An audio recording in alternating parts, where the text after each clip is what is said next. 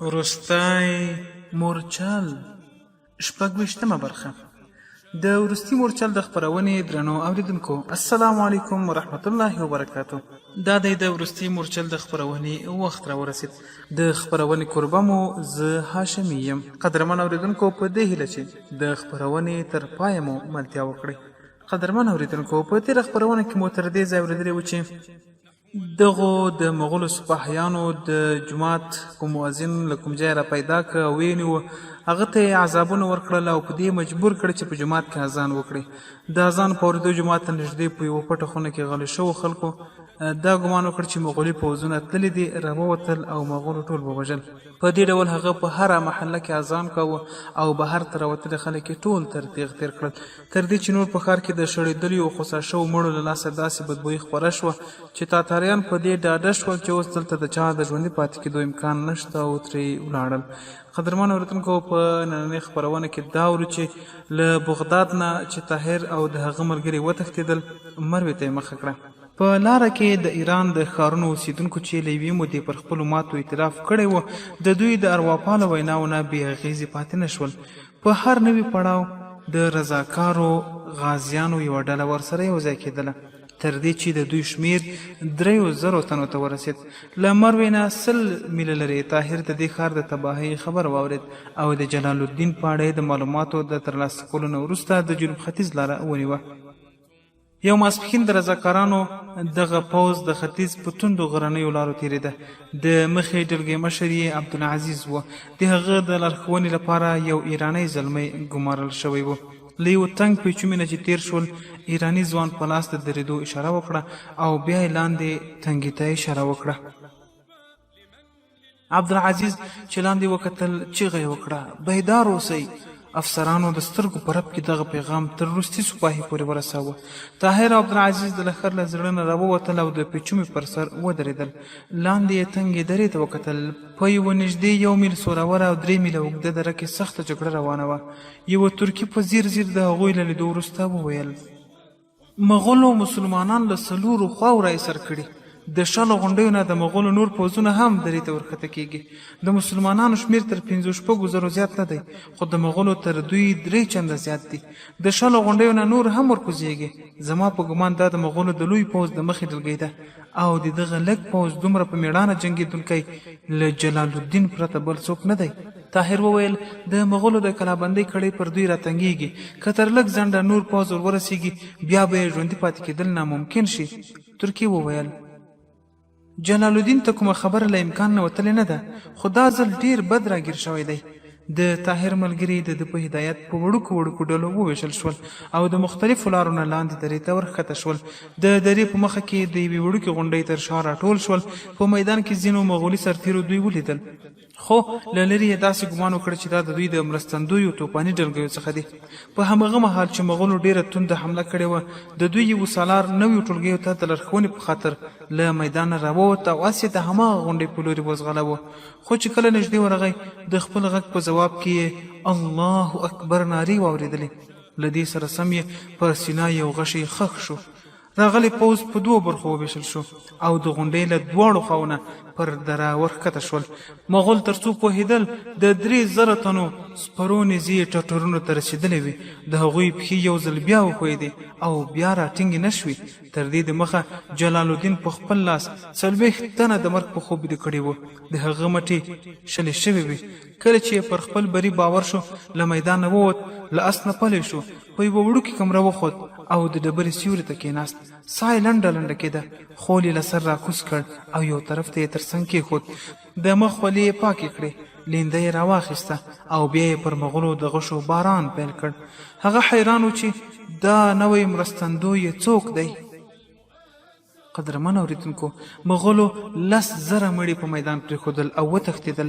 سرتیري د شهیدانو په ښخولو او د ټپیانو په پټۍ تړلو مشغول شول. طاهر له اس نه پلی شو، خول یې له سره لرې کړ او له یو ترکي نه یې وپوښتل، سلطان چېرته دی؟ د ده په ځواب کې یو سپور له اس ته راکوز شو او ورتر غاړې ووت. طاهره، آخر راغلی. زه حیران وم چې نن الله جل جلاله زموږ لپاره مرستندوی له کوم لوري راواستاوه. زما له تا نه همدغه تمه وه. تیمور ملک، طاهر د خول د چاکونو نه د هغه سترګو ته کتل او وی ویل هغه خول له سره لرې کړ او یو سرتیري ته یې ورکړ. وی ویل هو کې زه یم. د تیمور ملک د نامه په اورېدو د طاهر ملګري پرې ورټول شول. طاهر عبدالعزیز، عبدالملک، مبارک او د خپل پوځ نور افسران ور معرفي کړل. تیمور ملک له هغوی سره تاوده ستړي وکړل او وی ویل زه ستا ملګرو ته ښه راغلاست وایم. عبدالعزیز پوښتنه وکړه پاچا چېرته دی؟ تیمور ملک خپل ملګرو ته مخ واړاوه او پوښتنه تکرار کړه پاچا چېرته دی؟ هغوی په حیرانۍ له یو بل نه پوښتل پاچا چېرته دی؟ یو افسر د هغه کمره په لوري اشاره وکړه. وی ویل هغه پاس پر کمره د یوه ډبرې سیوري ته ناست دی. راځئ زه مو ورولم. إنه النصر سيأتي رغم كيد المعتدين. إنه النصر سيأتي رغم كيد المعتدين. صوت أنغام الأباء حين يعلو من حماس. صوت أنغام الأباء حين يعلو من حماس. لا نبالي بالطغاة، لا نبالي بالطغاة، لا نذل ونستكين. إنه النصر سيأتي رغم كيد المعتدين. إنه النصر سيأتي رغم كيد المعتدين.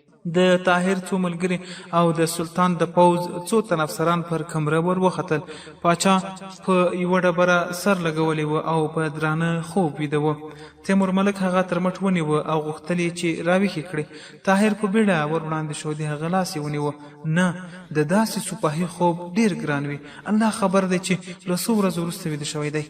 تیمور ملک وویل د طولای خان لښکر له دې ځایه یوازې 4 پړاوه لرې دی. موږ باید زره تر زره وخوځېږو. تیمور ملک بیا د هغه مټ ونیوه. ورو ورو یې وخوځاوه او ویې ویل اعلی حضرته جګ شه. جلال الدین سترګې وغړولې او کښېناست. ویې ویل تیموره ته خو مې کله لږ خوب ته پرېږده. اعلی حضرته د طولای خان لښکر له موږ نه ډېر لرې نه دی. ستا په ګمان زما دې خبرې ته پام نه و. ما ته له څو ورځو وروسته یو مهال د خوب فرصت په لاس راغی. هغه هم تا رانه واخیست. ما ته اوبه راکړئ. یو افسر خپل پتک ور وړاندې کړ. جلال الدین د څو غړپو اوبو له څښلو وروسته ودرېد. طاهر او د هغه ملګرو تر اوسه د ده نه زیات د رعب او دبدبې خاوند سړی نه و لیدلی. هغه رښتیا هم یو کمر غوندې و. پوښتنه یې وکړه دا پوځ له کوم لوري راغلی؟ تیمور ملک ځواب ورکړ له بغداده. له بغداده؟ نو الله زما دعا واورېده. اوس موږ د نړۍ د هر ځواک مقابله کولی شو. که د بغداد خلک راویښ شوي وي نو زما باور دی چې د ټولې اسلامي نړۍ خلک به راپورته شي او موږ به د دنیا تر وروستۍ څنډې د دې وحشي قام مقابله وکولی شو. سلطان اسمان ته کتل او په سترګو کې د شکرانې اوښکې وې. د دې پوځ مشر څوک دی؟ تیمور ملک طاهر ته اشاره وکړه. ویل دی نوم یې طاهر ابن یوسف دی. دا همغه څوک دی چې د قوقن نه د تېښتې په وخت کې زما ژوند وژغوره. ما تا ته ویلي و چې په بغداد کې ځوان زموږ لپاره ډیر کار کوي. دا همغه ځوان دی. جلال الدین طاهر ته ډیر تاوده لاس ورکړل او ویل د عقابانو په نړۍ کې آرامې ځالې نه وي. زما سره چې اوسېږي نو په داسې ډبرو به په خوب عادت کېږي.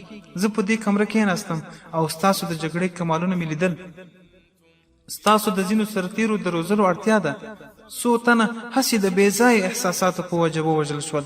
له یو زلمي نه زه ډېر اغېزمن شوم. هغه بالکل د یوه عرب په څېر جنګېده. د هغه اس نیم تور او نیمایي سپین و. په مخکینۍ پښه یې د غشي لګېدو په وجه لږ وښویېده. زه هم هغه ته شاباشي ورکوم. تیمور ملک وویل هغه همدی دی، ما یې اس لیدلی دی. جلال الدین وویل زه تا ته مبارکي درکوم او له خپلو 3 غوره اسونو څخه یو نن تا ته درکوم. تیمور ملک وویل طاهره ته څومره نیکمرغه یې. سلطان صلاح الدین ایوبي رحمه الله ستا پلار ته خپله توره ورکړې وه او د خوارزم لوی مجاهد او د خوارزم زمری تا ته خپل آس درکړ. جلال الدین وویل د سلطان صلاح الدین ایوبي رحمه الله توره؟ هوکې د ده پلار ته ایوبي د زړورتیا په انعام کې خپله توره ورکړې وه. څنګه طاهره هغه دې در سره راوړې که دې دا ځل هم په بغداد کې پرېښې؟ طاهر وویل هغه توره اوس له ما سره ده او ما د لومړي ځل لپاره نن وچلوله. جلال الدین وویل زه یې لیدای شم؟ طاهر توره وکښله او ور وړاندې یې کړه. سلطان یې پر موټی د صلاح الدین نوم ولید. توره یې ښکل کړه. ویې ویل نیکمرغه دی هغه زوی چې پلار یې دومره لوی انعام حاصل کړی دی. کاشکې زما پلار هم د خوارزم د پاچا پر ځای د هغه ستر مجاهد د پوځ یو سپاهي وای او ما هم ستا په څېر فخر ورباندې کولی شوی. طاهر وویل که تاسو ومنئ زه دا سوغات تاسو ته وړاندې کوم. مننه، زه یې حقدار نه یم او نن ته ما ولیدې چې د حق په ادا کولو یې ډېر ښه پوهېږې. پاچا دا وویل او توره یې بیرته طاهر ته ورکړه. د وروستي مورچل د خپرونې قدرمن اورېدونکو چې پوځ د کوچ لپاره تیار شو، سلطان وویل طاهره ته به بغداد ته زموږ لارښوونه وکړې؟ طاهر په حیرانۍ وپوښتل بغداد ته؟ هوکې بغداد ته. د خلیفه په چلن کې د دغه بدلون وروسته اوس زما ذمهواري ده چې په خپله یې خدمت کې حاضر شم او د هغه بدګماني لرې کړم. زما امید دی چې موږ هلته څو ورځې پاتې شو. د مصر، شام او عربي هیوادونو په مرسته به یو لوی پوځ تیار شي. زما باور دی چې ستاسو له رااستولو نه وروسته به هغه د تاتاریانو پر خلاف د جهاد اعلان کړی وي. طاهر په غمجنه لهجه ځواب ورکړ ته غلط ګمان وکړ. له بغداده زما سره راغلي پوځیان حکومت باغیان بللي. زه په خپله له زندانه را تښتېدلی یم. له بغداده یوازې 1000 تنه له ما سره ملګري شوي دي. دا نور رضاکاران په لاره کې له موږ سره ملګري شوي. د سلطان پر شونډو غمجنه مسکا راغله. ویې ویل نو د دې مطلب دا دی چې زما دعا تر اوسه پورې نه ده قبوله شوې.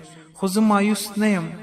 ستاسو راتګ د دې خبرې ثبوت دی چې بهرمیشتي مسلمانان زموږ له مصیبتونو نه ناخبره نه دي. هغه مهال به راشي چې د دې سترې فتنې په مقابل کې به ټوله اسلامي نړۍ راپاڅي او زه به تر همغه وخته خپله ذمهواري ترسره کوم تر څو چې کیدای شي زه به د اسلامي نړۍ د ساتنې ذمهواري پر اوږه اخلم. تر څو د مغولو اسونه زما پر مرۍ تیر نشي زه به په هر ګام مقابله ورسره کوم. زه به نړۍ ته دا ثابته کړم چې کوم ولس په خپله د ورکېدو پرېکړه ونه کړي د دنیا هیڅ ځواک یې نشي ورکولی. زه به د اسلامي هیوادونو د هر واکمن دروازه ور وټکوم. زه به د اسلامي نړۍ په لرې پرتو هیوادونو کې ویده کېدونکي سپاهیان راپاڅوم او زما باور دی چې زما غږ به د بیابان کریغه نه وي. تیموره لښکر ته د روانېدو حکم وکړه. زموږ منزل افغانستان دی. طاهر د تیمور له خولې د هرات او بلخ د عبرتناکې تباهۍ داستان اورېدلی و. تیمور ملک د هغه د اندېښنې د سبب پوښتلو نه وروسته دا تسلي هم ورکړه چې د ښار ډېر اوسېدونکي د حملې نه د مخه وتلي وو. په پوځ کې د بلخ څو تنه وو.